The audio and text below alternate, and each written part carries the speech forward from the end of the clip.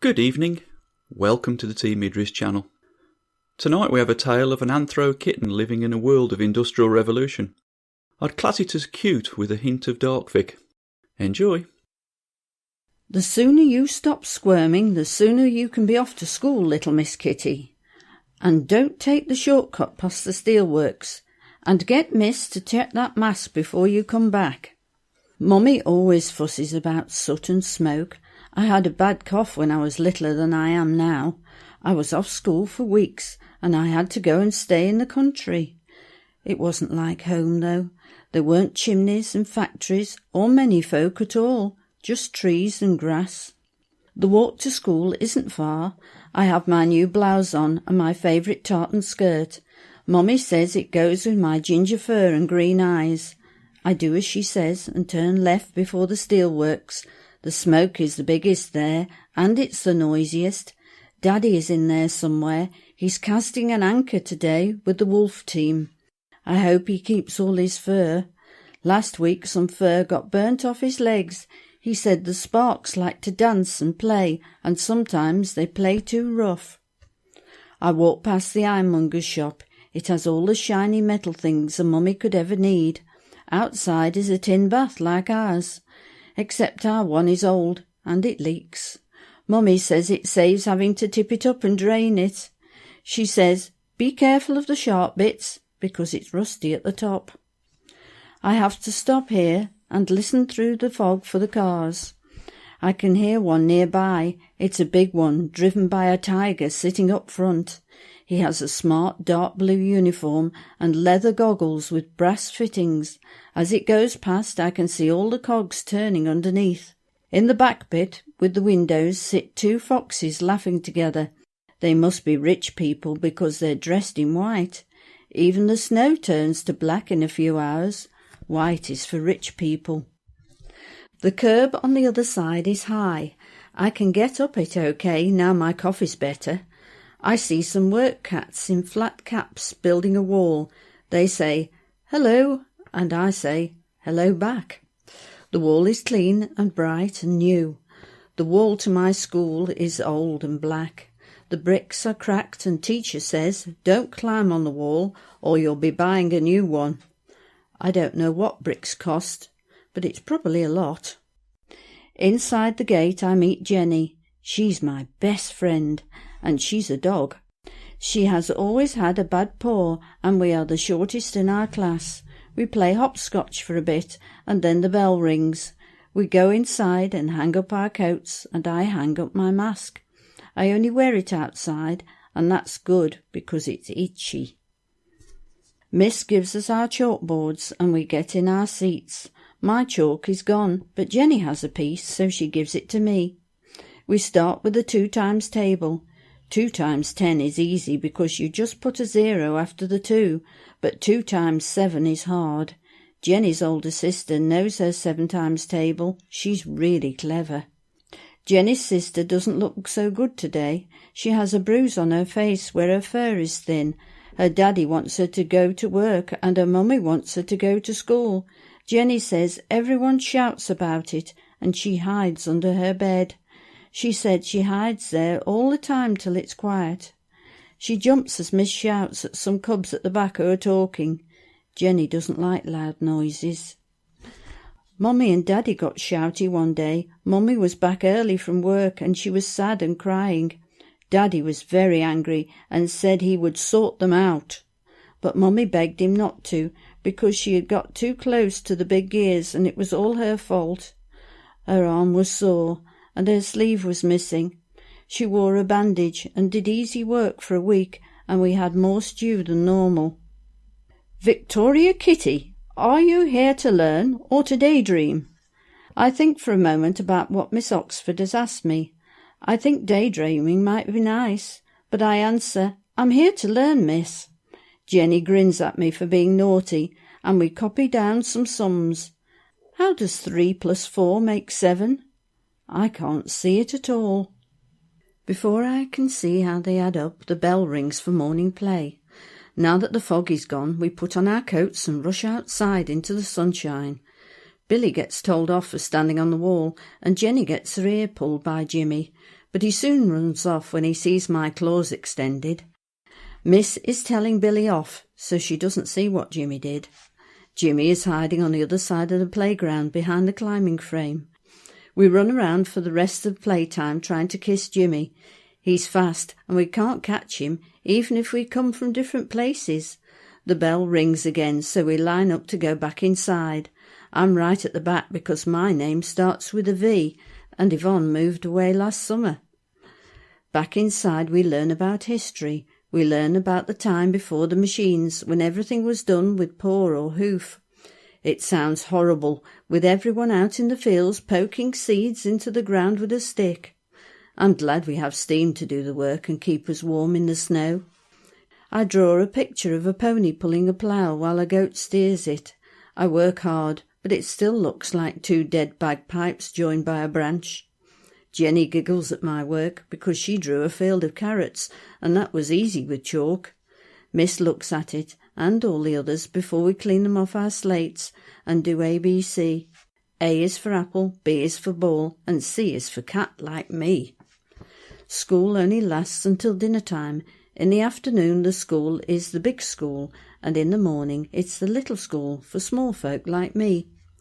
When the final bell goes, we all rush out like a herd of elephants and get told to sit back down and leave in an orderly fashion.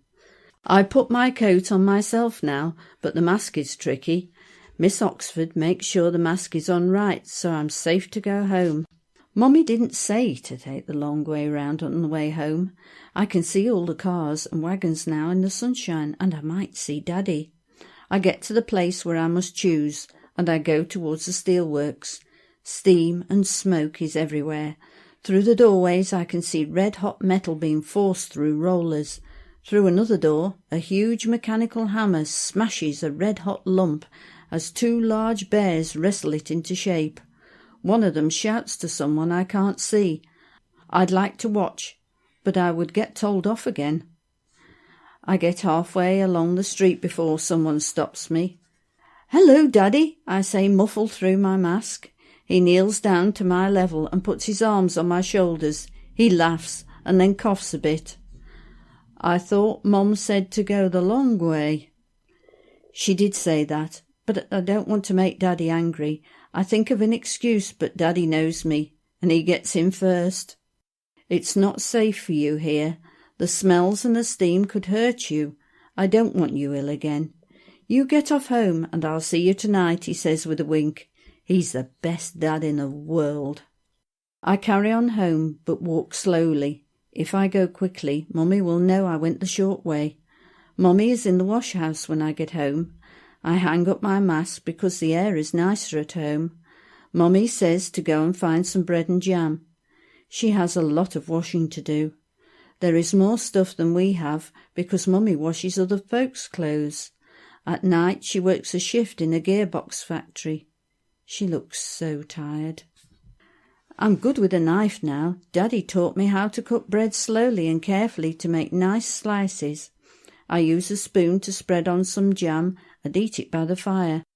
Tonight's stew is already simmering, and the flames dance in the grate. Fire is good because it makes the steam so Mummy and Daddy can work. But I have to be careful of it because fire can eat your house. Once it ate a whole row of houses opposite. Everyone was throwing buckets of water, but the fire didn't stop until it ate all of them. Then Auntie Jane and Uncle Fred stayed with us while they built new ones. I'm still thinking about this as Mummy comes back in. "All finished? Time for bed then," she says.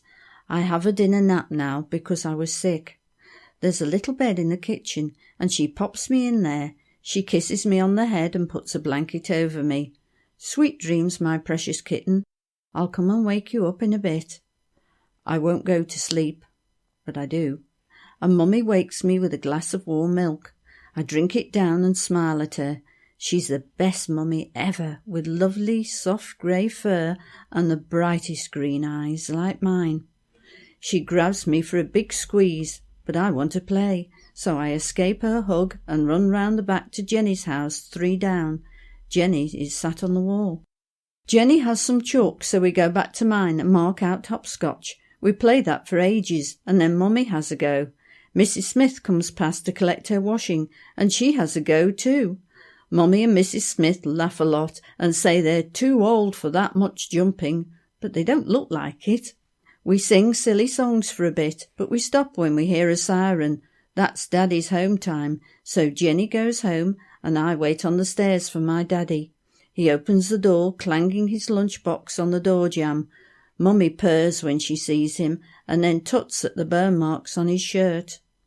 I can still run fast, he grins. There was an air pocket in the casting and the metal decided it wanted to come back out. It was like a firework, but we start all over again tomorrow. I play with my toys around Daddy's feet while he reads the newspaper. He reads bits of it to Mummy, who stops to listen and nods. It's all full of grown-up stories about faraway places that I can't say properly. He says there's talk of a union, which is like a club for poor folk. That sounds nice. I'm driving my train under his chair when he picks me up, swings me around and pops me in my chair. Come on, Princess Tiger, it's time for tea. He really is strong. We have stew and bread and it tastes great. Mummy asks how school went and asks if I managed to walk okay. Daddy looks at Mummy, but he doesn't say anything. I had better go the long way or he might say something next time. I say that it was good and I had drawn a plough, though it wasn't a very good drawing. Mummy said she would have liked to have seen it. Mummy tidies up the plates before she goes to work and Daddy takes me to the loo in the backyard. It's dark now and the dark scares me. It's full of spiders. I'm soon finished and Daddy takes me upstairs to bed. He helps me get into my nightgown and tucks me in tight and tells me a story. It's about 3 bears. There's a daddy bear and a mummy bear and their cub, and the daddy bear tried to rob a bank that my daddy was in, and now he has to tell a judge what he saw there. It's a very exciting story. I yawn as I think how sad little bear will be because he's in my class. Mummy wakes me up early and the sun is coming out over the rooftops. I grumble because she gets water in my ears as she washes me. You could do it yourself, she says. She looks tired. I get dressed and Mummy puts the breathing mask on me and does up the brass buckles. Now remember, go the long way there and back. She shuts the door after me and I hear her climb the stairs to bed. I was inspired to write a first-person story after reading and hearing Bubbles with Derpy Hooves. I was already feeling the need for an Anthro steampunk, and the two concepts fell together in this piece. I wanted cute and naive, with the backdrop of a darker past, but I needed to dehumanise it a bit, and I think it worked. Thanks for listening.